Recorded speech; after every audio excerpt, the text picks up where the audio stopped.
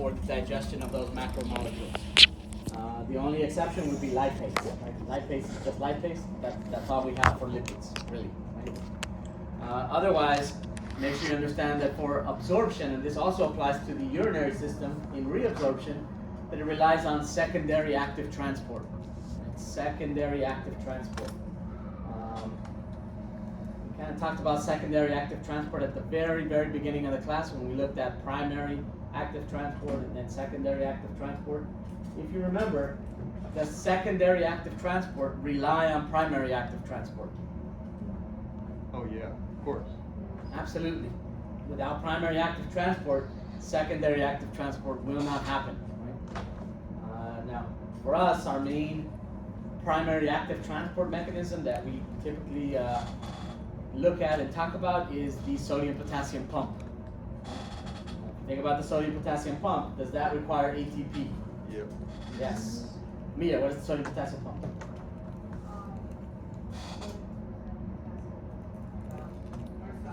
The opposite way, right? Sodium out, potassium in. So if we're actively pumping sodium out, what happens to the sodium concentration inside of that cell? It decreases, right? It gets lower. Which means that if on the other side of that membrane, like in the lumen of your GI tract or the lumen of a nephron, there's a lot of sodium, what is that sodium going to want to do? Move down its gradient. But it can only do that through secondary active transport. And this is where you want to think about sodium glucose transporters, sodium amino acid transporters that function as symporters that bring both of those things in using the sodium gradient. So please consider that for reabsorption in the urinary system and absorption in the digestive system. Right? And know the role that primary active transport plays in that. Right? Any questions on that? So that's going to be on the test for sure? Maybe. More than likely, right? Otherwise, as you move on to the reproductive system, again, we talked about gametogenesis last time, as far as that chapter. Please note that the notes or the recording is from my 205 class, so it will have anatomy as well as physiology. You can ignore the anatomy or you can listen to the anatomy part. But the main parts for us are going to be the mechanisms of regulating temperature at the testes in order to produce viable sperm cells. So make sure you understand what those mechanisms are, the muscles that are involved, the countercurrent heat exchanger, what that is. And then make sure you can differentiate spermatogenesis from oogenesis. Spermatogenesis from oogenesis. So be able to compare and contrast those processes. Right? Also make sure you don't confuse spermatogenesis for spermiogenesis. I don't know who came up with these terms. Obviously they sound very similar, but they're very different things. Spermatogenesis is the production of the actual sperm cells. Spermiogenesis are the physical changes that cell will undergo as it becomes a mature spermatozoa. So initially these sperm cells start off as just regular round cells. But if you've ever seen a picture of a sperm cell or looked at it under the microscope, do they look like regular round cells? No, right? They kind of look like tadpoles, where there's a headpiece, a midpiece, and a flagellum tail. Right? So again, the physical changes are spermiogenesis, whereas the production of the sperm cells is spermatogenesis. So please make sure you don't confuse those. Otherwise, again, make sure you can compare and contrast spermatogenesis and oogenesis. Otherwise, once you go through those, if you have questions, please let me know. Any questions on any of that or any other lecture chapters? All right. So please be ready for that lecture exam on Monday.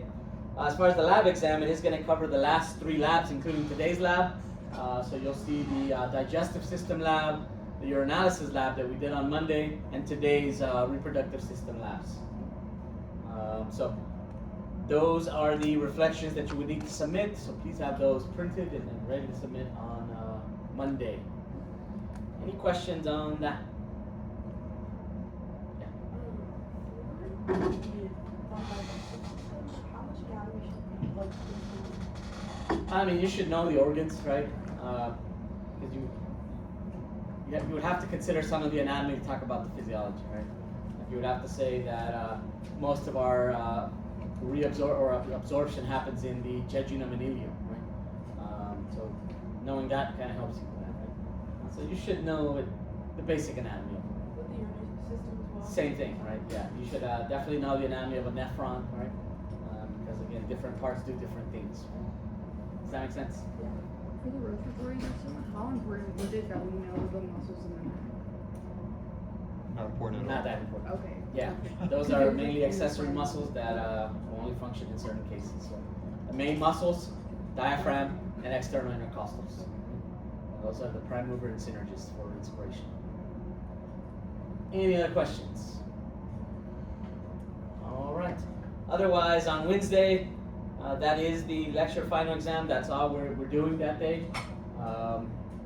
Please be here on time.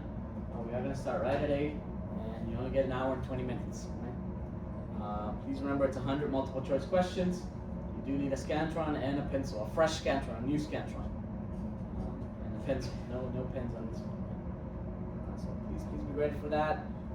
You can use a cheat sheet for that in the usual cheat sheet. Otherwise, it will pretty much cover all the chapters that we've looked at in the course. So please be ready for that. And then you guys are done.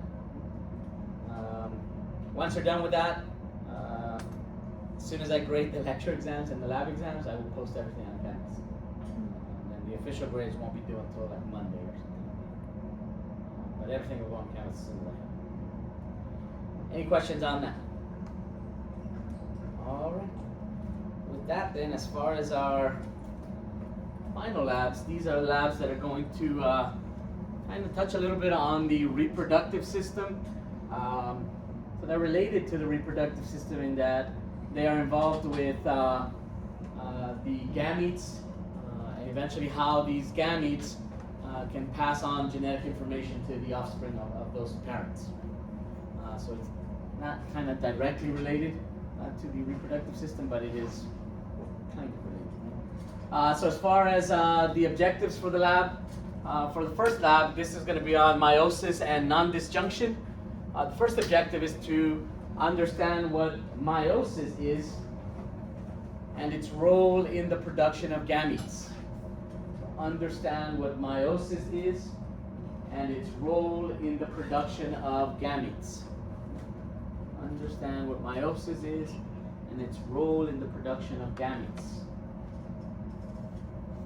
2. Know what non-disjunction is. Know what non-disjunction is and the types of gametes that can be produced when it occurs during meiosis 1 versus meiosis 2. So know what non-disjunction is and the types of gametes that can be produced when it occurs during meiosis 1 versus meiosis 2. Moving on to the human genetics part of the lab. For this lab, the next objective would be to be able to define all the terms that are listed on the board.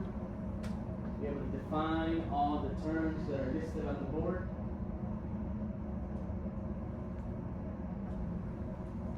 Be able to define the terms that are listed on the board. 4. Be able to use a Punnett square to do a basic monohybrid cross, meaning one gene. You're just looking at how one gene can be transferred from parents to offspring. So be able to use a Punnett square to determine the probabilities of offsprings produced in a monohybrid cross. Be able to do a Punnett square to determine the probabilities of offspring produced in a monohybrid cross. And the last one, understand what sex-linked traits are. Understand what sex-linked traits are how they can be inherited. So understand what sex-linked traits are and how they can be inherited. So those are going to be the objectives. The labs themselves are really, really quick. These are going to be Connect labs, so the laptops are open there. So it will take you maybe, if you're going really slow, 15 minutes to get these done. Try to go really slow. I don't want to leave too early. But again, they're going to be very quick labs, right? So I'm going to try to talk a lot right now. Try to spend some time here. For the terms that we need to define, that's those under human genetics? Yeah, pretty much all of these terms here, and then again, sex-linked traits. We understand what that is. And we'll go through it all. So, as far as the first lab, regarding meiosis and non-disjunction, the first thing I want you guys to consider is that this is going to involve the gonads. Now note the gonads are the testes and ovaries. Right? So the gonads are the testes and ovaries. Overall, testes and ovaries are going to be responsible for the production of haploid gametes for us. Does everyone remember what haploid means versus diploid? Joshua, what is haploid versus diploid? Perfect, right? Haploid means half of the total chromosome number that you would find in a somatic cell. Somatic cells are cells at the bottom. In humans, these cells will have a copy of the chromosomes that come down from the male parent and the female parent, which means you end up having two sets of the same chromosome. So when a cell has two sets of the same chromosome, that cell is said to be diploid. You have two sets of that chromosome. In humans, the diploid number is 46 chromosomes. When we produce gametes, which again will be the function of gonads, gonads will rely on meiosis to reduce the number of chromosomes from 46 to 23. So meiosis then is going to be a reduction division. Again, we cut the number of chromosomes in half. So once we produce our gametes, they now have half of the total chromosome number, which in humans then would be what? 23 chromosomes. Now the reason we want this in our gametes is so that when they fuse during fertilization, the zygote that is produced will then have the correct number of chromosomes. Right? 23 from the gamete that came from the male parent, 23 from the gamete that came from the female parent. Once they combine, they now produce 46 chromosomes again. And that zygote now will continue to divide and divide and divide now via mitosis. So mitosis is just regular cell division. You're not reducing the number of chromosomes. So once that zygote begins to divide via mitosis, true or false, all of the cells will have 46 chromosomes. They should. They should, right? They should. And then eventually that organism will produce gametes again, where we cut the number in half. Right? So, where does meiosis happen and the production of gametes happen for us? At the gonads, right? At the gonads, right? So please consider the gonads, again, testes and ovaries. Now as we go through meiosis to produce these gametes, please remember meiosis has two stages, or two main divisions, right? Meiosis 1 and meiosis 2.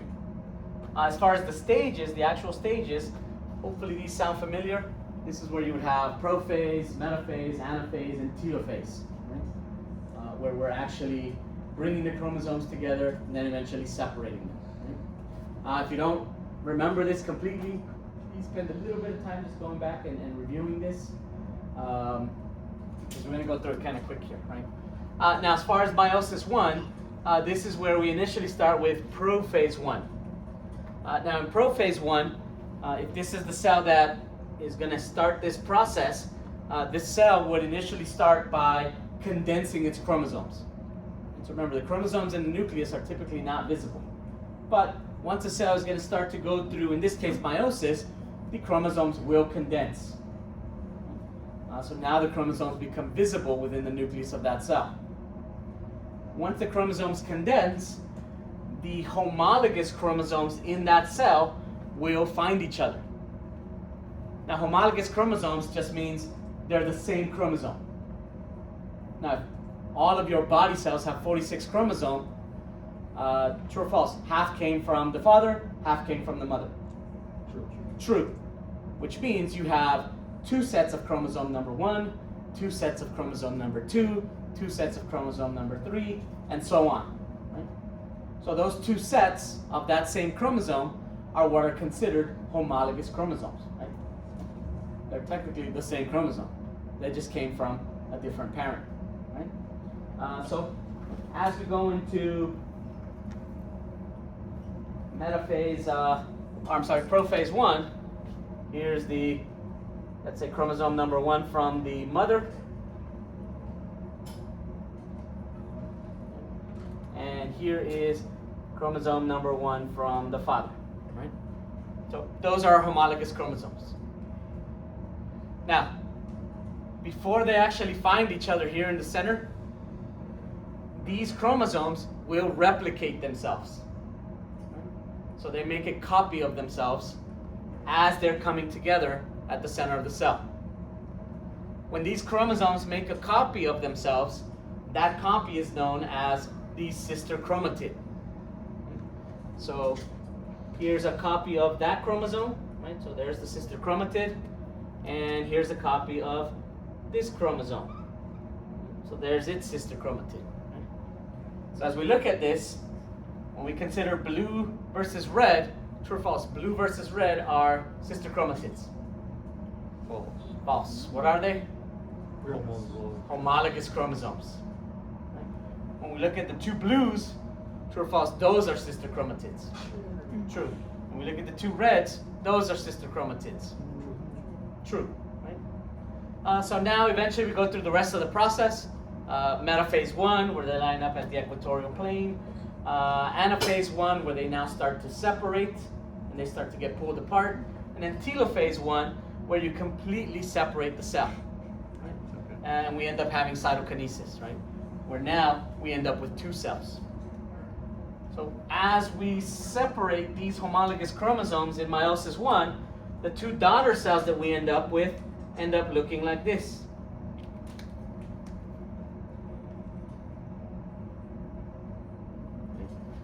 So now, as we look at those 2 daughter cells, technically, do they have 1 copy from each parent now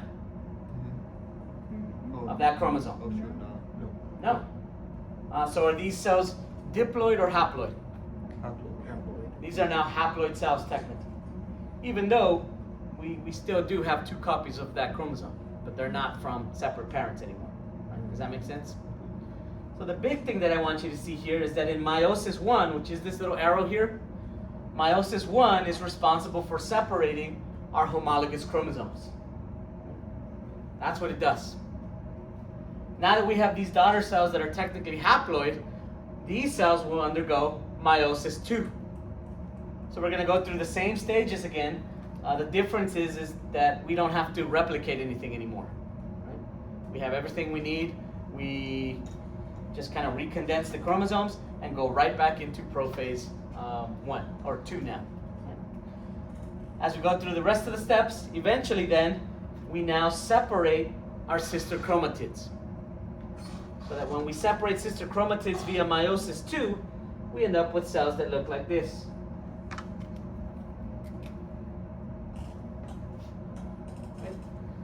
So now as we look at the 4 daughter cells at the bottom there, do each of those cells only have 1 copy of that particular chromosome now? Yeah, there's 1 copy. Absolutely, right? So these are haploid cells as well.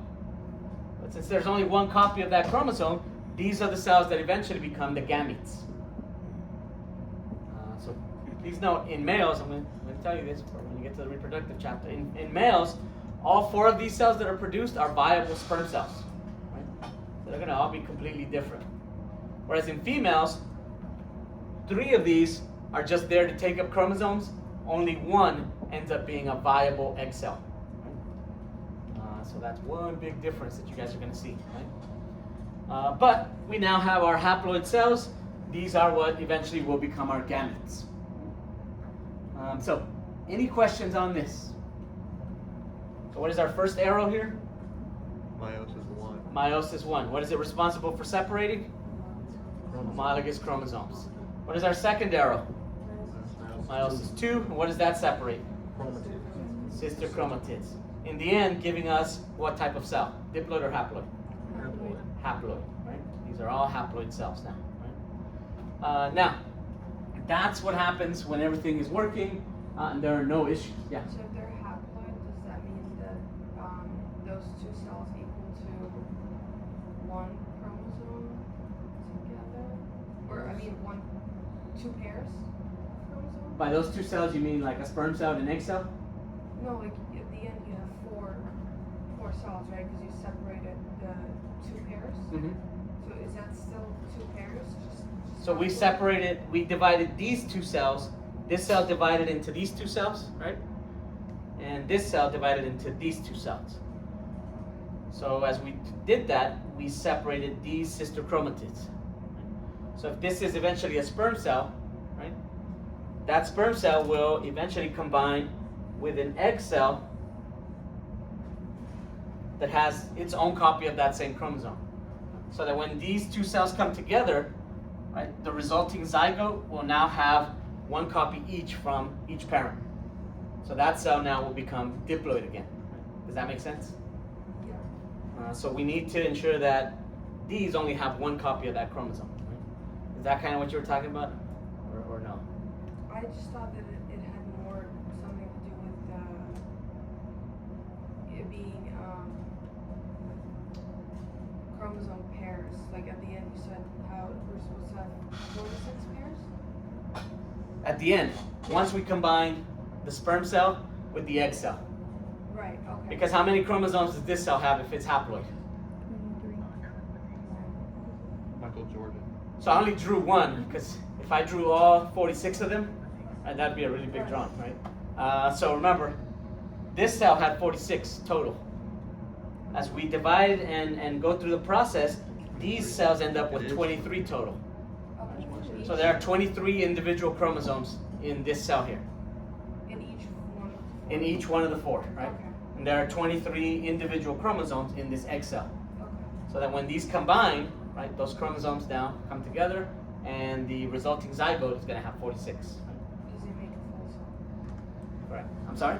Does it make a full cell? Correct. Yeah. Once these guys combine, or you have fertilization, the zygote that results is going to be now a diploid cell. Right? And every cell that divides after that will also be diploid. Does that make sense? Yeah. Perfect. Now, in some cases, as this process is occurring, we can have what is known as non-disjunction. Non-disjunction. This simply means that during meiosis, and this could happen during meiosis 1 as well as meiosis 2, these chromosomes don't separate. So in non-disjunction, you do not have separation of chromosomes. Now, consider if this happened during meiosis 1. If this non-disjunction happened during meiosis 1, would we separate these? No, they would stay together and they would both end up here. Which means, what would end up here? Nothing. If both of these stay together, all 4 would end up here. So now you still have your homologous chromosomes together. Once we go into meiosis 2, though, what does meiosis 2 separate? Sister chromatids. So now you would separate these two like this, and then these guys could end up like this, depending on what was there initially. And then these completely disappear. So you could end up with something that looks like this, right? So notice what I've written here. If non-disjunction occurs during meiosis 1, these are the types of gametes that you could end up with. So you can end up with gametes that are N plus 1, meaning they have an extra chromosome. If a gamete is just denoted as N, that means haploid. So if they're haploid, we know they would have 23 each. But if these guys didn't initially separate and we go through meiosis 2 here, you end up with an extra chromosome in each cell. So you end up with n+1, n+1, and then these guys, since there was nothing here for that particular chromosome, these would be n-1, n-1. Why is that a bad thing? There's too many chromosomes. Some cells have too many chromosomes, some cells don't have any at all. So if that particular gamete were to fuse with another gamete from the other parent, you could have extra chromosomes in some cases or not enough. Depending on which chromosome that is, that could immediately be lethal to that developing zygote. So it might not even be survivable depending on what that is. So we definitely don't want to see this, right? Hopefully, right? So that's non-disjunction during meiosis 1. If non-disjunction happens during meiosis 2, right? Go back to this here. What it normally would be. If now it happens during meiosis 2, let's say these don't separate, but these do, you end up with that. So in meiosis 2, we have non-disjunction. You have an n+1, which would be this one, an n-1, which would be this one, and 2 normal gametes that are just n. Again, what does n mean? Haploid. Haploid, right? So I'll write this down here. 2n, n. 2n is diploid, n is haploid. That's what that means. So please consider that. In your virtual lab today, you are going to be just doing or going through meiosis 1 and meiosis 2. And it's just going to show you what's happening with the chromosomes, and you're going to be able to essentially see that. Right? But the big thing to remember is that depending on when non-disjunction occurs, meiosis 1 versus meiosis 2, the types of gametes that you're going to end up with. Right? So as you go through it in the lab, please make sure that you're ending up with those types of gametes. Right? Any questions on that? All right, moving on to the human genetics part of the lab. In this part of the lab, you are going to be looking at how traits are inherited from one generation to the next, so from parent to offspring. In this case, you're going to be doing on the computer kind of a pedigree analysis. Right? A pedigree analysis is where you would have a kind of like a family tree, and you're going to be able to see certain traits on that family tree and kind of work backwards from the offspring back to the previous generations to see how these traits were inherited. So to fully understand this, we want to start by defining some of these terms. So the first thing that you're going to be able to see on the pedigree, on the family tree, are going to be phenotypes. Phenotype simply means the actual manifestation of the genetic material that was inherited by that offspring. So phenotypes are physical traits. Right? These are things that you can see. Right?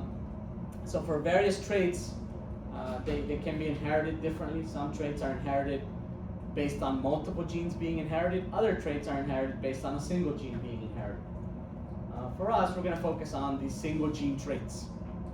These are traits like widow's peak versus no widow's peak, or straight hairline. Attached earlobes or unattached earlobes, right? Hitchhiker's thumb or straight thumb. Right? Those are, for the most part, single gene traits. Right? So for us, when we look at those traits, those are the phenotypes. Right? So if you can physically see it, is it a phenotype? Yes. Yes. Right? So if you can physically see that thing, that's a phenotype. On the other hand, the genotype is the actual genetic makeup of that individual. So these are the genes that were inherited. Can we see this? No, we cannot physically see the genotypes, right?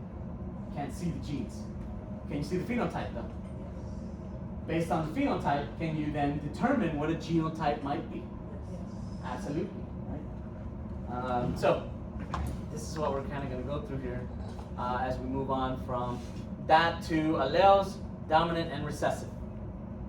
Now, if we get 2 copies of chromosome from each parent, technically how many copies of a gene do we have then? 2. Right? We have 2 copies of each gene. Right? one that was on the male parent's chromosome and one that was on the female parent's chromosome. Now, these genes may not be exactly the same. So this is where we then refer to alleles. Alleles are just variations of the same gene. So it's the same gene, but there just might be certain differences there. So true or false. Alleles means that genes are identical. False. Right? They can be, but typically there is some variation. Right? So alleles are just variations of the same gene. Now sometimes when we look at these genes can be expressed by just having a single copy of that gene. So if you get a single copy of a particular gene and it's actually expressed and you do get a phenotype from that, that gene is said to be dominant. So a dominant gene is a gene that will be expressed, its phenotype will be expressed when there's a single copy of that gene. Whereas a recessive gene, in order for a recessive gene to be expressed, you have to have 2 copies of that particular gene. So true or false, in order to express a recessive trait, you have to have a single copy of that gene. False. In order to express a recessive trait, you have to have 2 copies of that gene. True or false, in order to express a dominant trait, you only need 1 copy of the gene. True. True. So this is then where we talk about homozygous versus heterozygous. Homozygous individuals will have 2 of the same alleles, which means you can have either 2 dominant alleles or 2 recessive alleles. They're going to be the same. Whereas heterozygous individuals have different copies of the gene. What can be the only arrangement that we have under heterozygous here? If this one can be 2 dominant, 2 recessive, what does this one have to be? 1 dominant, 1 recessive. To be a heterozygous individual, you will have 1 dominant copy of the gene, 1 recessive copy of the gene. Any questions on these terms? All right, so as we consider specific phenotypes, I'm sorry, yeah. So with alleles, like let's say like eye color, is eye color the allele, or would it be like blue eyes as the allele? So blue eyes would be the phenotype, right? Right. When you think about alleles, that's when you talk about genotypes. With eye color, this is a tough one because there's multiple genes involved, right? So you have to get a certain combination of genes in order to eventually express a particular phenotype. But I mean, like in my head, like are alleles kind of like filters of potential phenotypes, or no? Kind of, if you think about it that way, right? So if you're thinking about it as a filter, right, you would have to get certain alleles to then express that phenotype, right? So if you don't get those alleles, the alleles that you have are going to filter certain phenotypes out, right? You won't be able to express that, right? Whereas if you have the other combination of alleles, then you would express that phenotype, right? Does that make sense? Yeah. Right? So think of them more as a genotype, right? Can you explain genotype one more time? Genotype is literally the genetic makeup, right? Those are the actual genes that you're getting, right? Which will be found in your cells in the form of alleles, right? Because let's say you're a heterozygous individual for earlobes, right?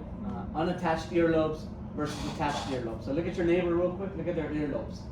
And see what kind of earlobe they have, attached versus unattached. Well, you got. What do I have there? Unattached. I don't know. I can't see you two. Unattached. I'd say. I would say. Because his are super attached. What are you guys? What does super attached mean, bro? Caden, Bro, you Caden got Small, come on up. uber super mega attached earlobes. So everyone look at Caden Small earlobes. These are attached, right? There's nothing hanging from them. Right? Where everyone else I think that I saw has unattached earlobes, right? they're just kind of hanging there. I think it's. So these would be Oh, yes, different that- phenotypes. Okay. Now, to get this particular phenotype, you would need two recessive alleles.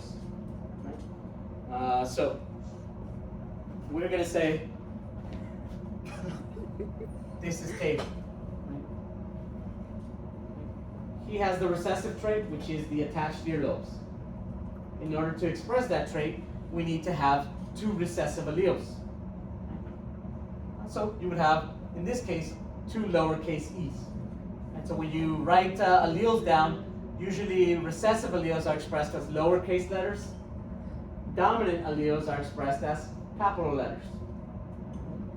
So now if we cross-cade in with a heterozygous individual, what does heterozygous mean? The same or different? Different. Different. Which means you're going to have what? One dominant, one recessive. So if we cross him with a heterozygous individual, this is what the genotype of that individual would be for type of earlobe. Now since there's one dominant allele here, which trait are we going to express? The dominant or the recessive? The dominant. But not every time, though, huh? No, we're going to see the probabilities here. In this case, for this individual, that's what they got. You're going to have that gene or that phenotype. But now, if we cross these individuals, when we look at the probabilities of the offsprings, this is where we do the Punnett square. So in a Punnett square, in this case, we're just doing a monohybrid cross. Again, just a single gene trait here, where we can make these crosses to see the probabilities of the offspring for that trait. And to do this, you just go across and down, go across and down, go across, all the way down, go all the way across, and all the way down.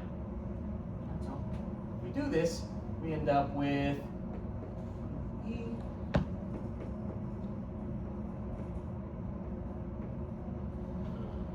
And those are the probabilities for this particular offspring.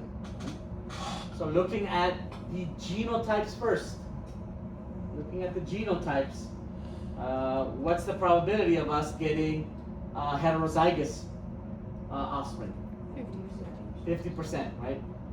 These two would be heterozygotes. What's the probability of getting homozygous offspring?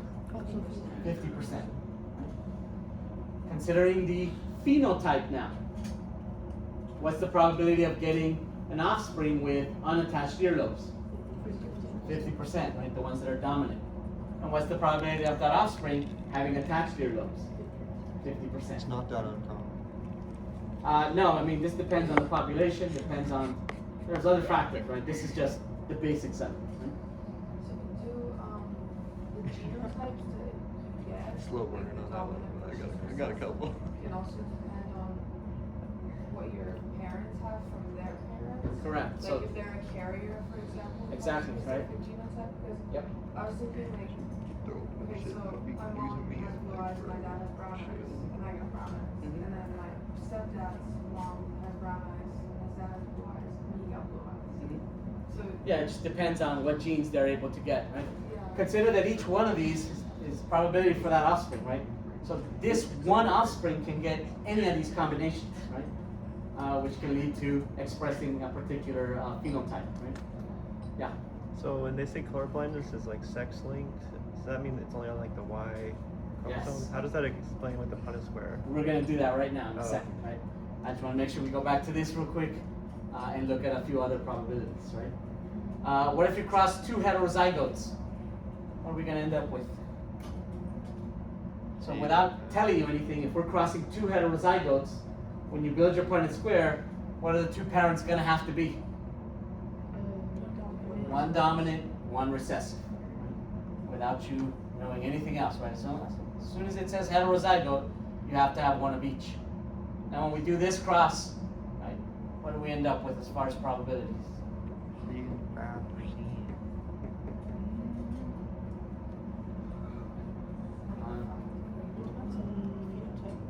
So we're looking at genotypes first and then the phenotype. So as far as the genotypes, we can see 25% will be homozygous dominant. We have a 25% probability of homozygous recessive, and then a 50% heterozygous. But now when you look at the phenotype, what are the percentages? 75% dominant, 25% recessive. Right? Does that make sense? So go home and just practice a bunch of these. Come up with whatever genotypes you want here. I mean, there's only a few options, right? And then make your crosses to see what kind of probabilities you end up with. Right? Absolutely be able to draw and do one of these, right? And again, know what these terms mean so that you know what genotypes to use. Right? Does that make sense? Perfect. Going back to Scott's question here, as far as sex-linked traits, these are traits that are found on the sex chromosomes. What are the sex chromosomes? X, Y. X and Y, right? X and Y are going to be the sex chromosomes. Please recall that for an organism to be female, there have to be 2 X chromosomes. For an organism to be male, there's an X and a Y chromosome. Now, keep in mind, these are chromosomes. That means that on those chromosomes, you will have specific genes. So there are many, many genes on these chromosomes. Now, when we talk about sex-linked inheritance, we're talking about genes that are going to be passed from one generation to the other on these sex chromosomes. One of the examples that we've talked about before was color blindness. Right? What chromosome was the gene for color blindness found on? The X chromosome, right? The X chromosome. As far as the Y chromosome, the only thing you have to worry about this chromosome is that it has genes that have to do with being male. That's pretty much it. Right? So when a male becomes male, it's because there's a Y chromosome there, right? And all the genes that are expressed have to do with maleness. Right? So associate that chromosome with that. Otherwise, most of the other useful genes that we get here are going to be on the X chromosome. So if color blindness is on the X chromosome, females will rarely get this, will rarely be colorblind. The reason for that, and you guys told me this on your exams before, was what? They typically have a second X chromosome that will have a functional gene. So this is what a female that is a carrier for the color blindness gene would look like. It would have an X chromosome, and we're going to denote this X chromosome here with a bad gene. So that little mark on that X chromosome means they have the color blindness gene. Here's the male partner. Let's say this is a regular male that's not colorblind. Right, when we cross these now, you would just make that cross there. So this probability here would look like that. This one would look like this. This one looks like that. And then you have this one here. So looking at our Punnett square, is there anyone there, or what's the probability of this offspring being colorblind? 25%. 25%, right? Only this one, right? And because notice this is a male, it got a Y chromosome, but it also got the X chromosome that had the colorblind gene. Now, since there is no other X chromosome here, can we mask that colorblind gene? No, which means this individual, right, if this is the actual gametes that come together and this is the offspring that forms, this individual will be a colorblind male. What about this one? Not colorblind, male or female? Male. This one? Female. Is it a carrier? Is it colorblind? No. Nope. Normal. And what about this one? This is a normal female, not colorblind, but she is a carrier. So you can pass that X chromosome on to its offspring. So this is how the sex-linked traits are going to be considered, right? So is it so rare for a female to have colorblindness because the male would have to have the X? The male would have to be colorblind, and then the female would have to be a carrier. The mother would have to be a carrier, right? So if we do that cross,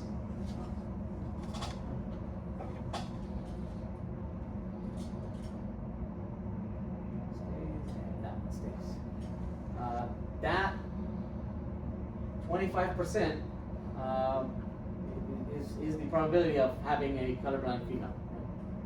So even if the mother is a carrier and the father is colorblind, you still get only 25% probability that that offspring will be a colorblind female, which Just bad luck.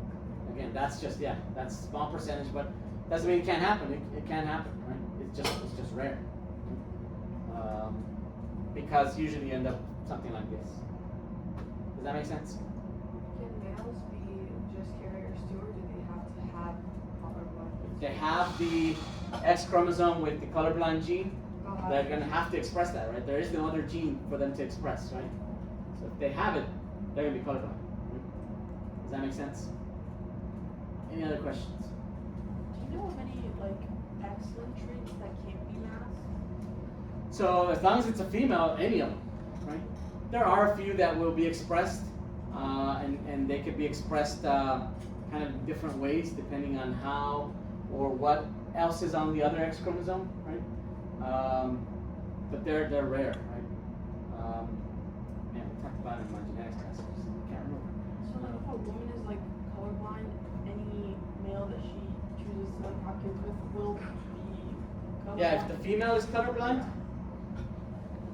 I mean, if the female is colorblind, yeah, she's gonna only pass that down. Right? So let's do that cross. So that's that. That one is that. And that one is that. So like if she has a son, it's guaranteed to be colorblind. Yeah, if they have a male, it's gonna be colorblind, or the male will be colorblind. Does that make sense? Yeah. Any other questions on that? And so when we consider sex-linked traits, for the most part, are we thinking about the Y chromosome? No, actually not at all. The only thing that's going to tell us is whether it's male versus female. Right? So which chromosome are we really considering for sex-linked traits? The X chromosome. Any questions, comments, concerns? So please consider that as you guys eventually go through this lab. At the end, if you have questions, call me over. Otherwise, once you're done, you're done. Right? I'm not going to ask you any more questions because it's pretty simple. Okay? But if you do have questions, just raise your hand and call me over. Otherwise, laptop card is open. Get it going.